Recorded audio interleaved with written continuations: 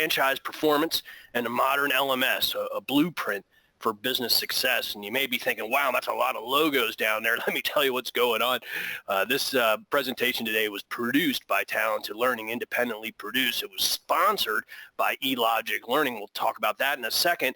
And our guests today are extraordinarily experienced professionals in franchise learning for both International Dairy Queen and Hooters of America. And so that's why so many logos. What we're going to do today is we're going to talk about a whole bunch of things about this unique sector of the learning technology market called franchise learning, and we'll be talking about balancing franchisor and franchisee needs, best practices on attracting and onboarding new franchisees, ensuring regulatory compliance, strategies to entice users and engage users to encourage usage, how to measure success, and all the important LMS features that are integrated in all of the above here. So we've got a lot going on.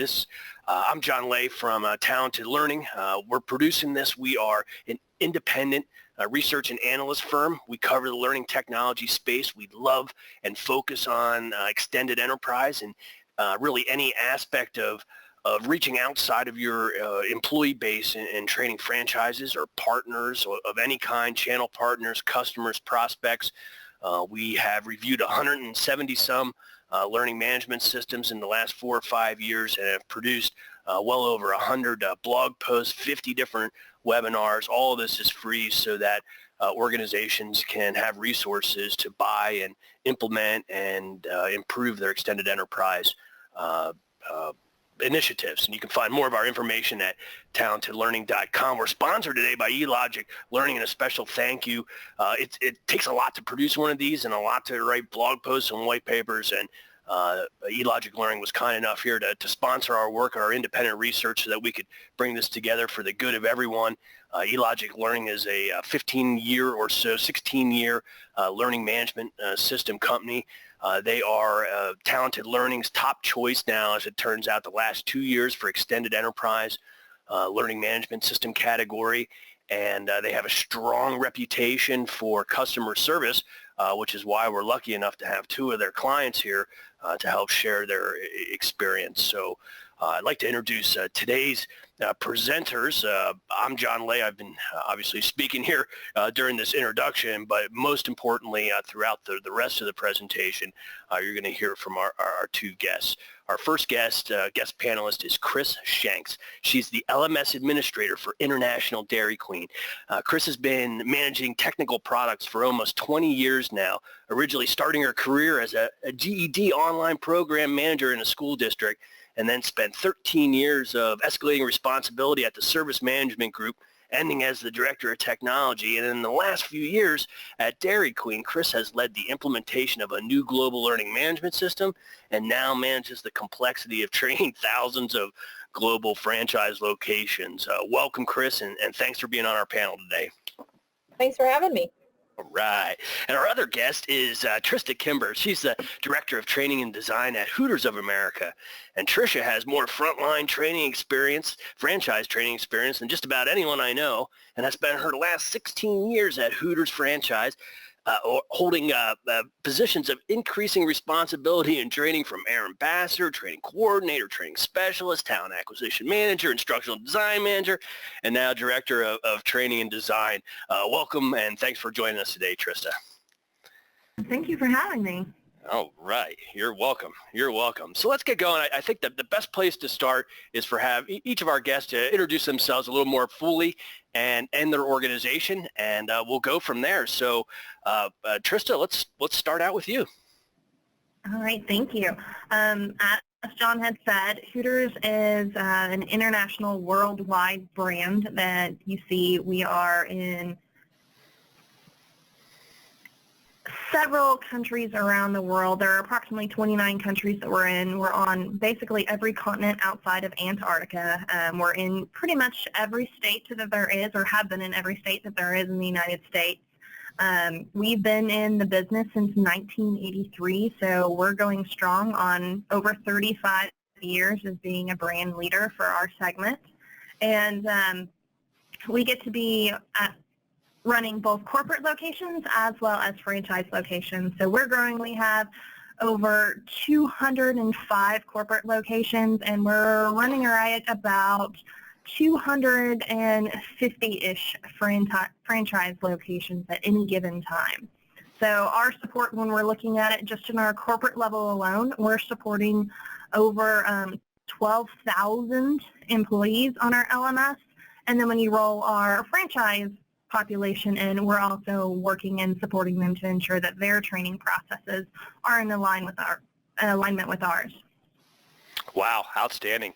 Outstanding. And that's an important distinction from Hooters to Dairy Queen is the juggling of corporate and franchise stores, which, a lot of franchisors have that same scenario. So we'll be interested in kind of hearing and dissecting that throughout the day if there's any differences between reaching those two different audiences. So Trista, thank you. And Chris, tell us about Dairy Queen and yourself and your training mission. Yes, good morning, everybody, or I guess good afternoon. My name is Chris Shanks, as John said. I just started with Dairy Queen a couple years ago to help them roll out their new LMS system with eLogic. Dairy Queen is different than Hooters in the fact that we have, of our 6,000 plus locations, we have 2 corporate stores. So the other 59,998 are franchise organizations. So that definitely adds some complexity and some complication to our system, but it's something we really strive to work with our franchisees to make the most efficient and effective trading program as possible. As you can see, Dairy Queen has been in the business for 78 years. We opened in 1940, so we've been around a really long time. We actually also have 2 other brands. We have Orange Julius and Caramel Corn. So we have to work in our training for all 3 of our brands and multiple concepts and menu types that we have. Wow. Outstanding. And we were joking before, Chris and I, back when I was a kid in rural Pennsylvania 30 years ago, we used to drive around the Dairy Queen parking lot and cruise on Friday and Saturday nights after the game. That's what we thought was cool back then. So it's what a long brand, what a long-standing brand. All right, well, let's get right into some franchise trading challenges. So, what's keeping our panelists up at night?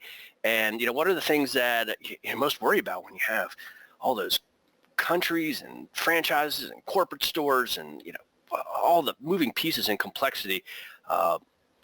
Let's hear exactly that. But, thanks for everyone, by the way, for attending today. We had hundreds, over a couple hundred, as it turns out, registrants for this, well over 20 countries from all different franchisors and franchisees and people just extended or interested in extended enterprise.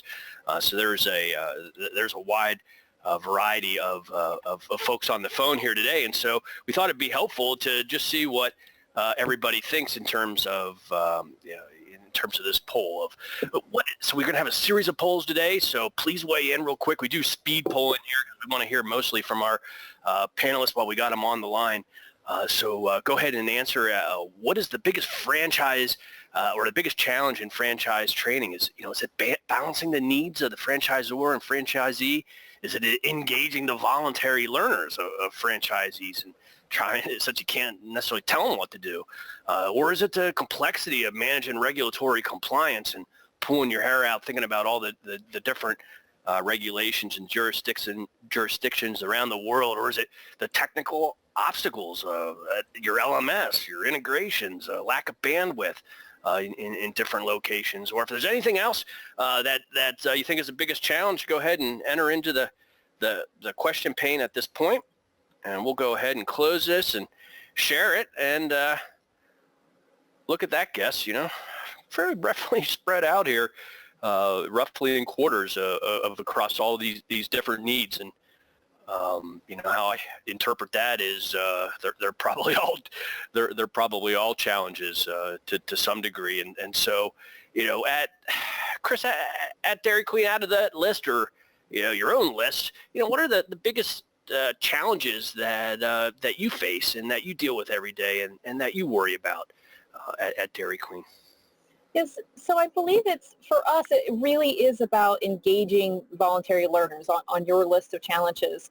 We have to work around the joint employer issues. So franchisees are responsible for their own HR functions, which does include training. So we can provide guidance and some structure around the training program, but we certainly cannot force our franchisees to participate in our training program.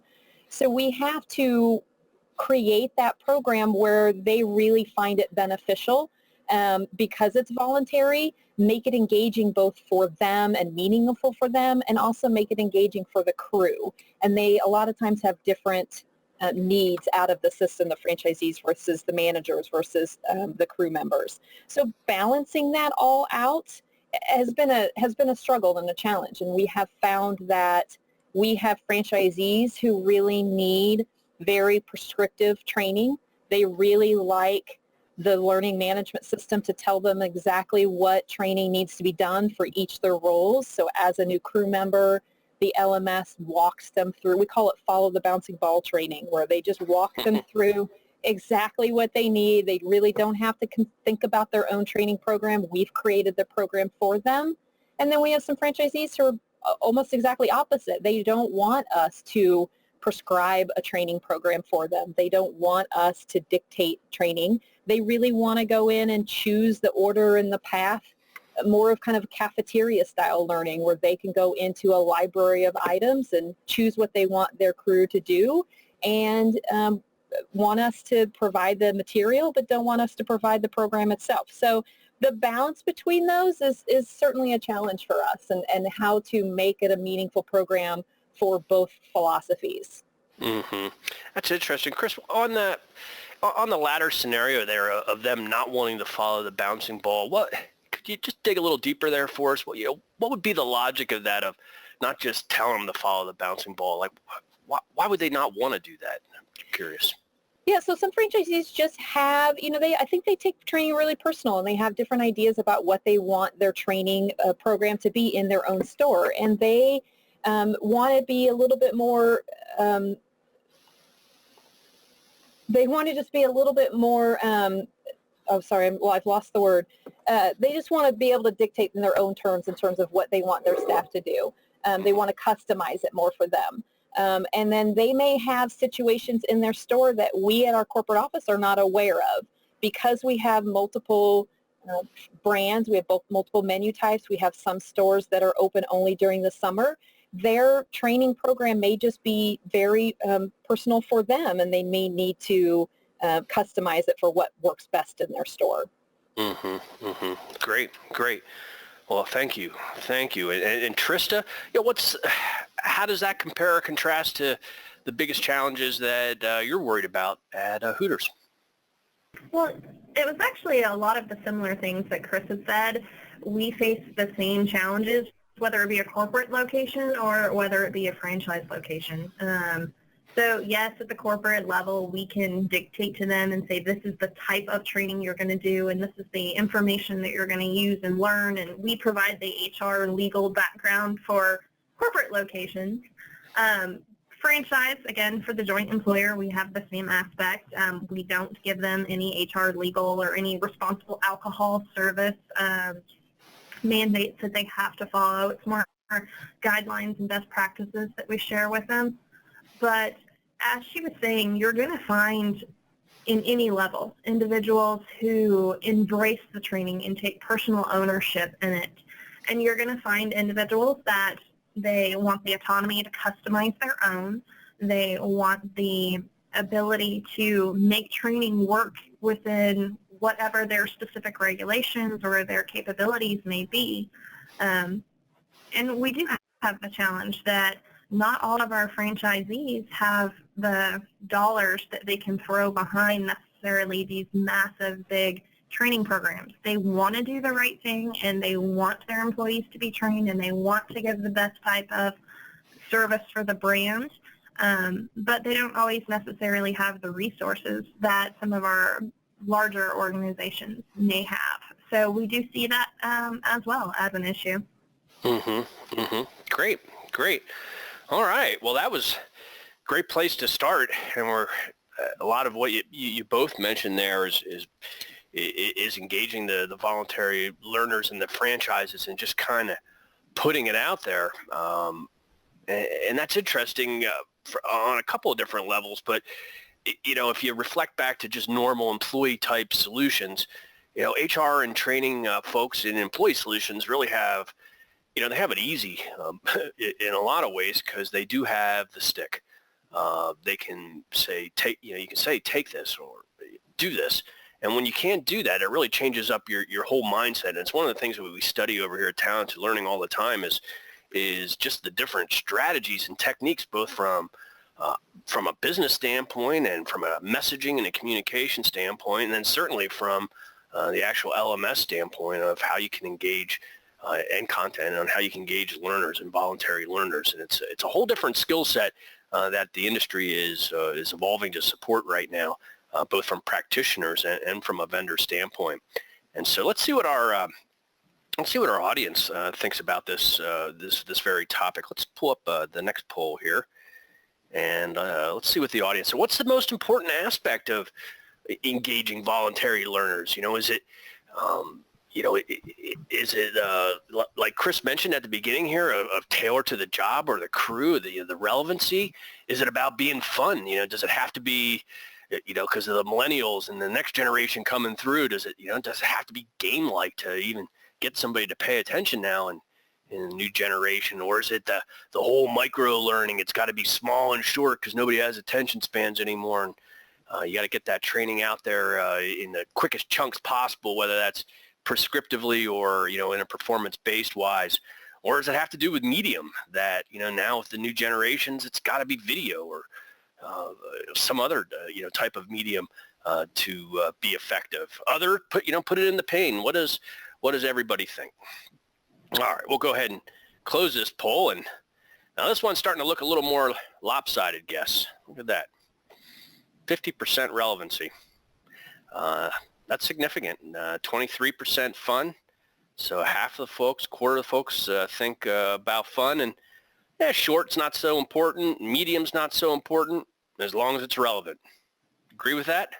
I agree with that. Let's see what our... Well, real quick as we get into there, we switch into there, just a real quick question for Trista. Do you have any training that you regard as compulsory to protect the brand? One of our guests is asking. The majority of our training is actually focused around our brand standards and just those expectations that we want them to uphold. I mean, we have a little bit of our brand that a lot of restaurants don't have, and that is the image of the Hooters girl. So we do train on that. Any of our training materials we share with our franchisees and actually have engaged and have them speak with us when we were creating any of those materials. So when we are putting together a training piece in mind, we do try to put it as if it was focused on upholding the brand and making sure that it applies both in a franchise realm as well as in our corporate location. Mm-hmm. Mm-hmm. And while we're there, Chris, how relevant is the compulsory or non-compulsory brand training at Dairy Queen? It's really important, and it's really important for us in terms of we do have a system set up where we force, if once they're in the system as a crew member or shift lead, we force them to go through food safety training first, because obviously that is imperative to our business and to our industry.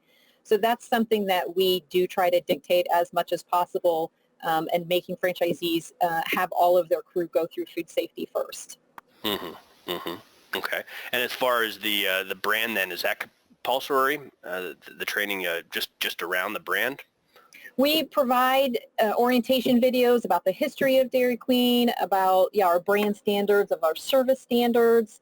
So, that kind of starts with the orientation, the store tour, the history video, and then that leads into food safety, and then that can lead into more of the service standards. So that once it gets past the service standards, that's something our franchisees can choose to provide to their crew members.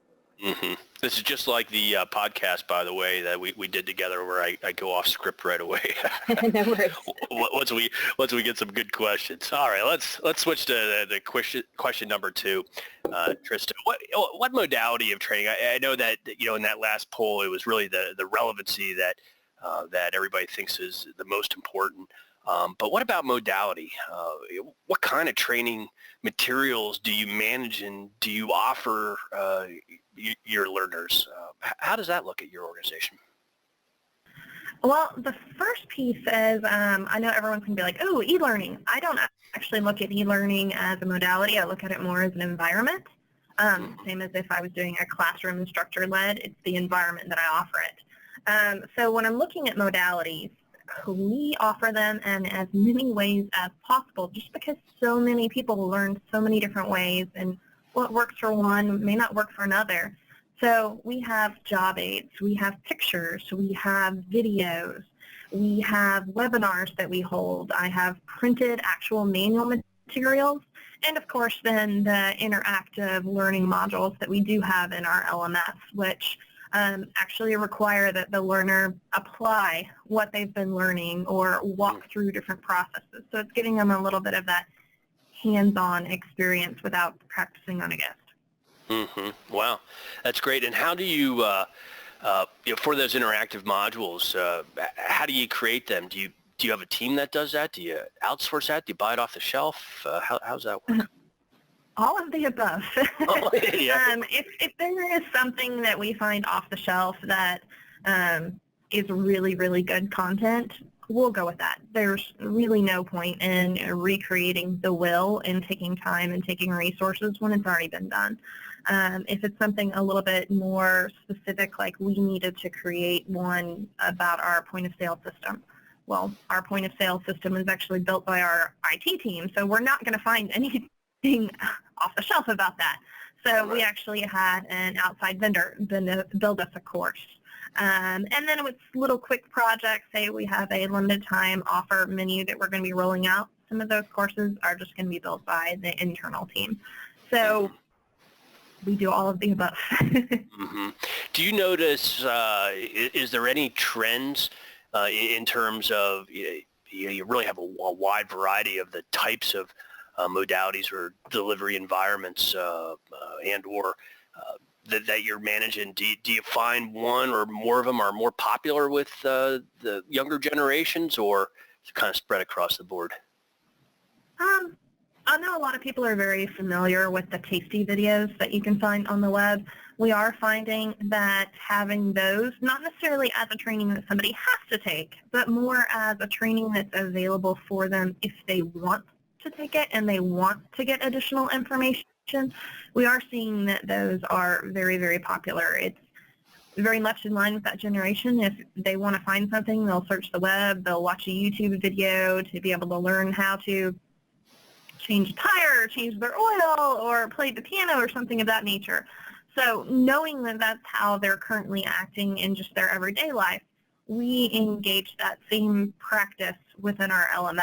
So we have a library of just videos from everything of how to slice a tomato to how to clean a grill. Wow. And do you, is there any scenario where you charge? Here's a question from the audience. Is there any scenario where you charge for training at all for these franchises? Do they have to pay you to access this training? How does that work? Now, our franchisees do not pay us to access the LMS. They have their own individual contract with our LMS provider. But once they have paid for that access, we give them any of the training material that we have purchased and that we have available on our LMS system. We make it available for them. Now, of course, due to the joint employer stuff, anything that has anything to do with HR, legal, of course, we advise them to reach out to their own legal team and adjust appropriately. I have actually a licensee, which is a little bit different than a franchisee that we work with, as well as in our LMS, and their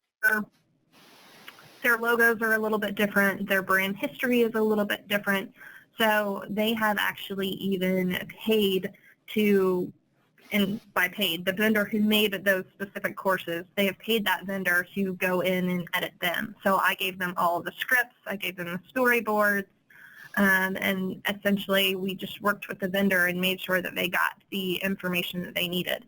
Now, some of my smaller franchise groups that literally are a franchise group but not a licensee, we go in and I have articulate So I will go with them, and I'll walk slide by slide and adjust the slides that they need to make sure it fits the needs of their franchise group. But I don't charge them any extra for that at all. Okay, great. And Chris, how about you? Before we get to this next question, is there scenarios where you're charging the franchisees at all, or no? They do get charged to use our LMS through we have a marketing fund that is part of the franchisee contract. So a piece of that marketing fund is earmarked for training and for curriculum development and the LMS platform itself. So through their contract, they do pay for the LMS system, but we do also, a lot of our development for training and videos comes out of our corporate budget as well. I see. So that just come in part and parcel with their agreement then. Correct. So how important, as we continue the conversation here around attracting voluntary learners, how important is LMS gamification, things like points and badges and awards and leaderboards, or gaming elements, like flip cards or matching or, scenario-based gaming or stuff like that? Do you use any of that stuff at Dairy Queen? Is that important to you? It's becoming more important to us, and we're definitely investing some time and effort into increasing some gamification elements into our system. We do have some game-based learning, and that's what makes it fun for our crew members, but we want to gamify our system itself in terms of creating kind of a Candy Crush-like environment where they can move up through levels when they complete different training modules. Or if they change job roles, so if they get promoted from a crew to a shift lead, then that changes their level. Creating more contests, which our LMS has the ability to do with leaderboards and earning badges. We're about to roll out it's the start of our season, our busy season. Summer is obviously our busy season. Everybody wants ice cream in the summer.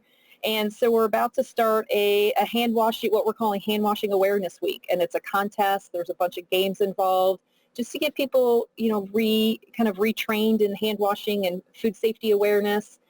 They can earn a badge for completing the contest. So we're really excited about what we can do with gamification and how we believe that will engage our crew members. I visited a store not too long ago, last summer, and found that they had their training computer in the basement, and that's just how their system, how the setup of their store allowed them to do their training and where they could keep their computer. So a lot of people, when they completed their primary training in the basement, they came upstairs onto the floor to do their real life training and on the floor training, and then they never went back downstairs again into the basement. And so we want to provide an environment where we're motivated to come back downstairs, where they want to look to see what's new. They want to see if we have any LTO videos, which are limited time offer videos. They can earn points and badges for viewing more LTO videos. So once we get them through their primary training, how can we use gamification to bring them back in? And that's definitely something we're focusing on right now. Wow, that's interesting. Sounds fun. The points then, and the awards that they earn. How do you envision that? Is that for, is there any monetary rewards for that, like raises or things like that you're thinking, or is it more used as a performance, in performance reviews or promotions? How does that manifest itself, watching more of those limited time offer videos, for example? That's going to depend on the franchisee. Obviously, that's an HR function that we can't dictate, but we would love to encourage franchisees to offer some rewards, some physical reward for completing training. It could be as simple as a free meal. If they complete a certain amount of training about a new product, maybe that product they get to try that product for free. So it's something we can certainly encourage with our franchisees and want to put that out there as an option and an idea for them to use. But that's up to them in terms of what monetary or physical rewards they can use for completing training. Okay, great. Thanks. Trista, I'm going off script again. How about you from gamification? Any integrate LMS or content gaming elements that are in your equation now or upcoming horizon? We have two different gamifications currently in the system, where one of them is actually a chicken wing eating contest that they do with Joey Chestnut, and another one is it ties into your service, and so social media postings that the guests may have put about your service based on your answers. Oh. We do the badges as well. So once you complete so many different levels of training courses, you get badges. So we have the new Hootie, which is when you finish orientation. We have a Grill Games one that's it's a special one that is specifically for those few individuals who make it to our annual competition that we do every year. The badges really haven't connected with our audience at this time, but it is something that we're trying to move forward with and maybe get enough of them out there so that people will recognize them and be a little bit more on board. But they do like the games that we have because it makes learning fun and it makes application of learning fun. Mm-hmm. Interesting. I think in a lot of organizations, it's kind of like a chicken and the egg to get the badges popular. You know, they have to be popular to get them popular, but you can't get them popular until they are popular. It's kind of circular logic on the thing. But I think everybody seems to struggle with that to some degree. I found that what breaks the cycle is tying it to something tangible. So a raise or a free meal or things like that are ways to get people's attention, I think, more quickly when they actually get something out of it. But let's move on to the next topic. Not a glamorous one, but I think probably one of the more practical ones. And we've been touching on this a little bit, but just the regulatory compliance. And it's we talked about joint employer, we talked about food safety. I guess the other aspect of that is just really the jurisdictions and keeping up with all the rolling requirements around the world. And so we're really curious to hear what both of you, how you think about that, whether that's painful or not for you. But before we go, let's ask the audience real quick. What is, from a regulatory compliance standpoint, who's responsible? Is it the franchisor that's responsible? Is it the franchisee? Do both have some skin in the game here, or is there another option that we're not thinking of? Go ahead and enter in your responses here. We'll leave it open a little bit more. Uh-oh. That wasn't really what I thought it. I did think something else would show up. So if you didn't vote yet, sorry, we're fast here. But here, look at those results. 91% of saying that it's both. I really expected number two, the franchisee, to be the biggest. So that's interesting here. My phone's ringing. Turn that off, and we'll hide that poll, and we'll go to this next one here. So what do you think, Chris? Did that answer surprise you? How do you handle it at Dairy Queen? Do you help manage the process? Do you kind of outsource it to them and say you got to keep up with your own rules and regulations in Germany, or I guess not Germany for you, but in any one of your locations around North America? How do you think about it? The answer doesn't surprise me. I think it is a little bit of both. For the most part, the franchisees are responsible for knowing and meeting their own state regulations and requirements. We don't necessarily keep track of what every state ordinance or even county ordinance is for our franchisees. And there's a lot of times when we provide training, we will put a note on there about please check with your health departments, please check with your state regulations to make sure you're meeting all requirements. So that's definitely something that we have to put on them so that they know exactly where to check and to make sure that they're meeting their own requirements. But we do also have internal contract requirements. We have some manager certification clauses in our contracts where they are required to have a certain number of certified managers per location, and that includes food safety requirements. It includes them having to go through training or doing a test out process so that we know that they understand the regulations, that they understand our brand standards, that they understand how to run the business effectively. So that protects us in an essence as well. So I do believe it's a little bit of both. Mm-hmm. Do you actively manage their progress towards compliance, with proactive reporting, or how do you do that?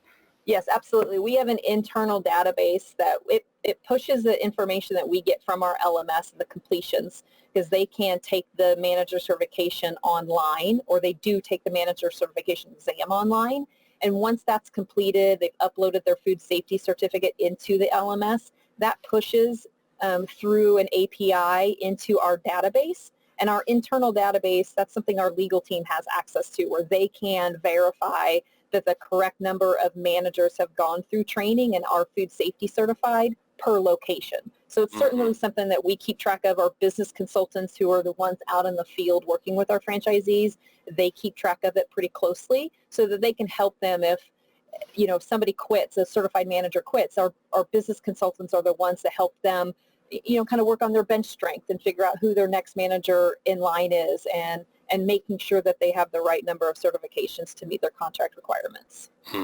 Okay, cool. Thank you. And Trista, I know you just got back from a working pleasure tour to Hamburg, Germany, and opening up of a new restaurant, and, you know, get to travel around the world. And I'm just curious, you know, how regulatory compliance, you know, fits into your equation, and especially, you know, European, you know, privacy, you know, data laws or things like that. To, you know, as you run a global solution with all these different jurisdictions, how worried about it are you? Or is it your responsibility? Do you agree with that poll? Is it more of the franchisee responsibility? How do you think about it? And in our setup, yes, I do agree with the poll that it is a little bit of both the franchisor and the franchisee's responsibility. Now, the franchisee definitely has to take ownership in making sure that they're compliant, because in our case, when we're in 29 plus countries around the world or on multiple continents, it is very difficult to take up with each regulatory agency, whether it be in a country or a city or even just, on a different continent. It would be very, very difficult. So we do require that they take charge of their own compliance in that aspect, but we are there to help provide them some direction. We just don't take all of the responsibility on us. We definitely have agreements that any of the training material that we provide them, we tell them to make sure that they run it through a legal team in their area, so that that legal team is aware of any of the different laws that may be in effect or any of the different regulatory actions that may be required, because they are extremely different, and depending on the country or even in some of the different states that you're in. So we do put it very, very heavily on the franchisee. So that is a little bit, I guess, of how we're different from what the poll said. But we do take that into consideration, and we do try to, especially when it's a franchisee who's starting out for the first time, provide them a lot more hands-on assistance in making sure that it's correct for their area. And this maybe is a dumb question, but if they get cited by their local regulatory body somehow, does the franchisor organization bear any responsibility, or is that totally at the local level? We put it more on the local level for our franchisees. We definitely try to separate church and state and keep it different. Even in our LMS, we do have every single franchisee sign an agreement that they realize that the training they're taking is offered by their franchise group and not by Hooters of America. Interesting. How about that question from the audience here, the ServSafe content? Is that something they go directly, who is that, the NRA, to go to National Restaurant Association for that, or do you somehow have that tied into the LMS at all? Does that touch your LMS, or is that separate? For us, it's separate. They can upload their food safety certification, ServSafe, into the system, and our business consultants will check and make sure it's a valid certificate, but they're really responsible for going through ServSafe itself to take the exam. We do not have the systems linked together. Okay. We're very similar. We actually have both ServSafe food and ServSafe alcohol that we have our employees take. We are separate at the moment. However, that is a conversation that we have been having with eLogic, so that it will automatically upload into our system. Interesting. All right, cool. All right, we're running right on time. We're keeping up with the audience questions. This is going good, and everybody's learning a lot, including me. And so let's get to the next big area of measuring success, and how you think about success. What's that look like in your organization? When you're planning out, there's just listening to both of you talk, I could probably come up with 50 items for each of you that are measures of success, based on what you talked about. So I'm curious to see how you think about it, and how that plays into the continuous improvement process that you have at your organization. But let's go here for our last audience poll, and let's see what the audience has to say here about measuring success. Franchise learning success is best measured by brand scorecards, how well the brand is doing, so you're not even looking at the training, but rather how they're performing out in the field. Or is it, more traditional like it is an employee with training engagements and completions? Is it about the business performance? Is the franchise selling more, selling better, higher customer satisfaction scores? Or do you guys look at like the speed of onboarding of new employees or of new franchisees in general, the whole concept of time to proficiency? Or is it some other one inside your organization?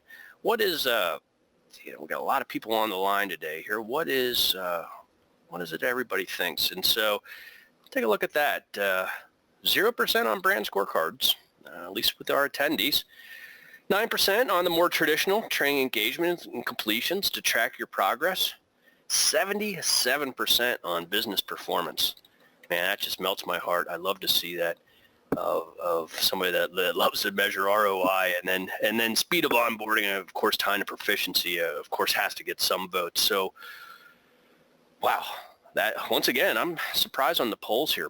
Business performance being in employee learning, that's just not the case. Business performance is so hard to tie to training, but apparently not.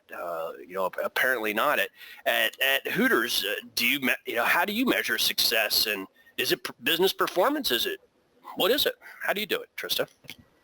I'm going completely against the grain of the results of that survey. Ours is actually brand scorecards, and the reason is because our brand scorecard actually encompasses pretty much everything else in that survey.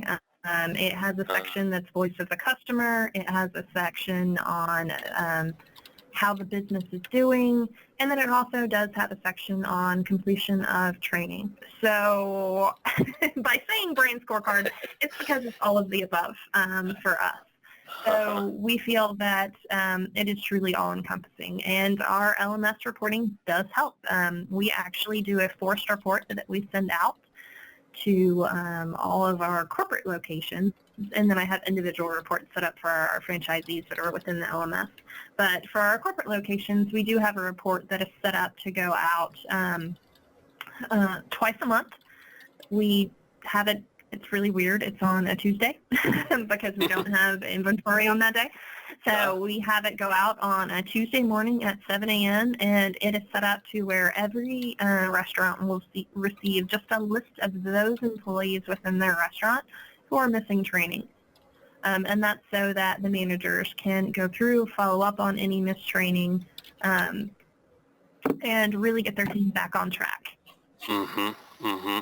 And previously, before you had an LMS and pushing automatic reports, was that something that you did manually to try to keep everybody updated, or you just couldn't even bother because it was too hard? Going old school, we had an audit that was an in-store training audit that every restaurant would get once a quarter, and it would literally be going through all of their training aspects. The audit itself would take multiple hours, and then because of that, people would pencil whip it. It wasn't accurate. So the LMS has just allowed people, one, not to focus on audits. It allowed them to more engage with the learners, more engage with their team members, and focus on the business and running the business versus just focusing on checking a box and completing an audit. Wow, excellent. And was it your conclusion then that the automatic push of the report is far superior than just trying to invite managers to do it proactively, organizational managers? Like just go visit the LMS instead? Let me try that again. For your managers who are truly engaged with the system, it didn't really matter one way or another. But for those managers who necessarily hadn't bought into the program yet, or that maybe were newer and haven't developed a routine, or who had never been around an LMS before, we did find that it helped them become more engaged with it. We've actually only had our LMS now for, it'll be 2 years in July that we rolled it out. Wow.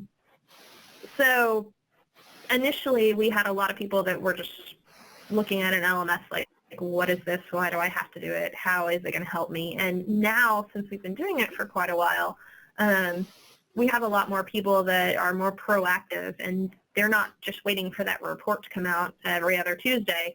They're going in once a week, and they're running a report and following up. So when it comes out, they want to make sure that they don't have anybody on the list. Mm-hmm. Wow. So it's not just the LMS just isn't an administrative tool. This is a business performance tool for you on a lot of different layers. That's excellent. That's excellent. All right. Well, how about you, Chris? How do you measure your success over there at Dairy Queen? And talk about reporting if that factors into the equation, please. I would say we're maturing in our reporting process. I think we're in the same boat as Trista and Hooters in the fact that we rolled out our new LMS about 1.5 years ago. So for a while, as we were rolling it out, we really looked at our usage metrics, and that's what we focused on to make sure that people were using the system, comparing it to our previous vendor, and wanted to see if we could get more usage and engagement with the system itself. We're starting to mature into the more business performance measurement, where we're starting to focus on correlations between training and our business metrics. For example, we just started to run a report.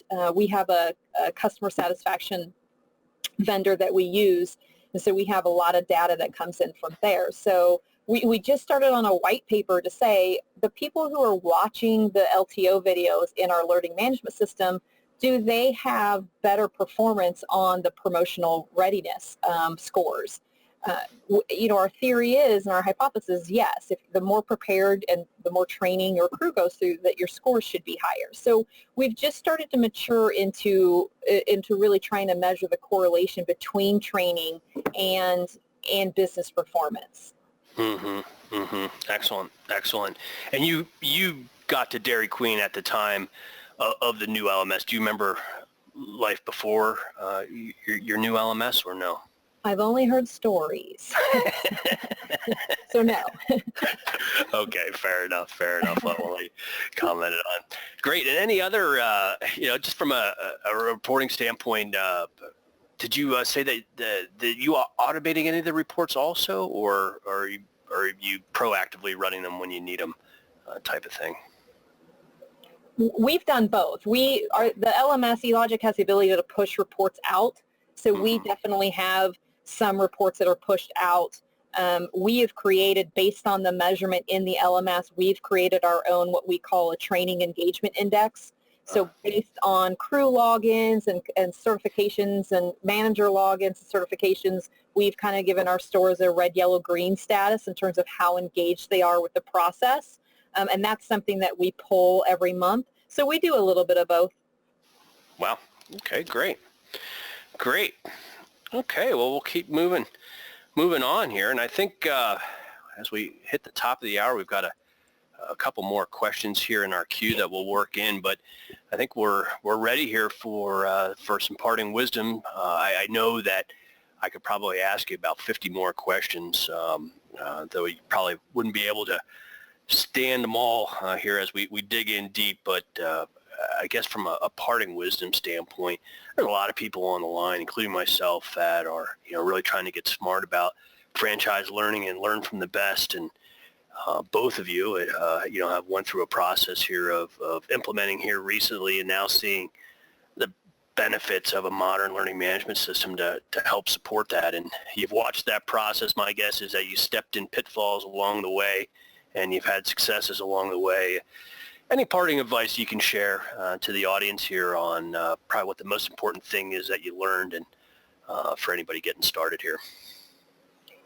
For us, it was really important to listen to franchisee feedback and to balance the franchisee versus the franchisor needs and wants for the system. And that's an ongoing process. I've always said our LMS is never done. It's never going to be complete. We follow a continuous improvement cycle. We get feedback and we ask for feedback from our franchisees, and we continue to alter and tweak the system to make it a more meaningful and engaging process and program for the people who use it. And that's something we learn. We learn something new every week, and we make changes. I've tried to create a release schedule so we can. eLogic does monthly releases, and so if they're creating new features and we've gotten new ideas from our franchisees, and that's something we can release on a regular basis and get them used to an evolving program. Mm-hmm, mm-hmm. And when you solicit, how do you solicit feedback from your franchisees? Is it more anecdotal, or do you I don't know, do you use the LMS to send surveys? Like, do you have a council? How does that work? We have a council, so we have a franchisee advisory council who comes in, and they will provide feedback about our system. They lead their individual areas, so they will get feedback from franchisees, and they're their spokesperson for their areas, so they will share that with us. We also have used the survey system in eLogic to send out surveys when we are looking for some specific feedback from both our crew and from our franchisees and trainers. Great. All right. Well, Chris, great. Thanks. And Trista, how about you? What's the best advice that you can offer after all your years here of fighting the franchise battle? I couldn't say it better myself than what Chris did. We pretty much do everything that she mentioned, we do with us. If you really want to get your franchisees on board, allow them to have a voice and allow them to have the autonomy of ownership. If they feel that they're being well represented and that you're hearing what they're asking for, they're definitely more likely to jump on board and use whatever system or whatever training you're actually rolling out, because they feel it's a well representation of them. So we do roundtables, we do surveys, we have the franchise advisory board that tells us what they like. And the really nice thing about using eLogic that I like, because that's our LMS, what I like about that system is it allows me to customize for each franchisee. I know we said that was very important, and that's what our franchisees want, the ability to customize and for something to be a little bit different at their individual group. And our LMS does give us that capability. So if I were to have any parting wisdom for anybody on the call who may be looking for an LMS, regardless of whatever LMS you go for, definitely go out there, do your research, similar to like when you're buying a house.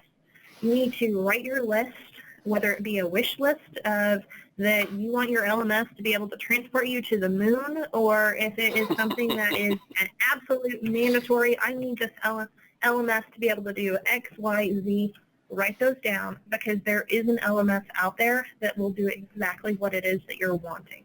And ask those questions, and if there's something on your list that is absolutely mandatory and you can't do without, don't settle. Wow.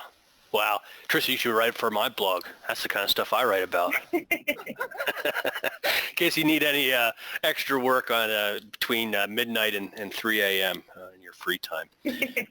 All right. Well, great advice. That's wonderful. What a great session here to learn from practitioners that roll up their sleeves and do this every day. So, Trista, Kimber, Chris Shanks, thanks so much. That was awesome of you to participate, and so educational to say the least. Thanks everybody for attending. Some follow-up items to include. We've just finished the last part of our project here of creating a white paper called Connecting Training with Franchise Success. And we took the month of our research here and encapsulated into a nice document that'll help both novices and pros here in franchise or retail learning in general to help take some steps forward, and certainly worked in the wisdom here of Trista and Chris into that document of all the things that we learned here working with them for the month. We also at Talented Learning, we have something called the Independent LMS Requirements Guide, and that is an online interactive guide that we created. It has lots of screenshots and all the different requirements of what's in a modern LMS, really aligned with what we're talking about today. And so we'll send along a coupon, a code called franchise, and you can get a 25% discount on that, and there's free modules that you go check it out beforehand. And then finally, if you have any questions, you can reach out to me directly or to info@eLogic.Learning if you want any information about their learning management systems. And if you have any questions, certainly for Trista or Chris, you can funnel them through me, and we'll get answers. I think we answered just about everything on our question pane today, but if not, we'll double check. And one last question here real quick as we wrap the hour. Trista, how are you customizing per franchise? Just the learning content or the look of the LMS? Your last question. Both. The LMS does allow me to theme. So I have the Hooters Casino out in Las Vegas, and actually once they get past the landing page, it's completely customized with their own logos, their own look. And then the individual courses, I'm going in and we're customizing just content. If it's our orientation course and it links to a handbook, it's going to be their handbook that's in there. It's going to be information about their franchise or licensing group that's going to be in there. Wow, how useful, how useful. All right, well, great. Well, Trista, Chris, thanks so much again. Audience, have a great day, everyone. Thanks for attending, and we'll be in touch with some follow-up items, and we hope to see you on the next Talented Learning production. Have a great day. Thank you. Thank you.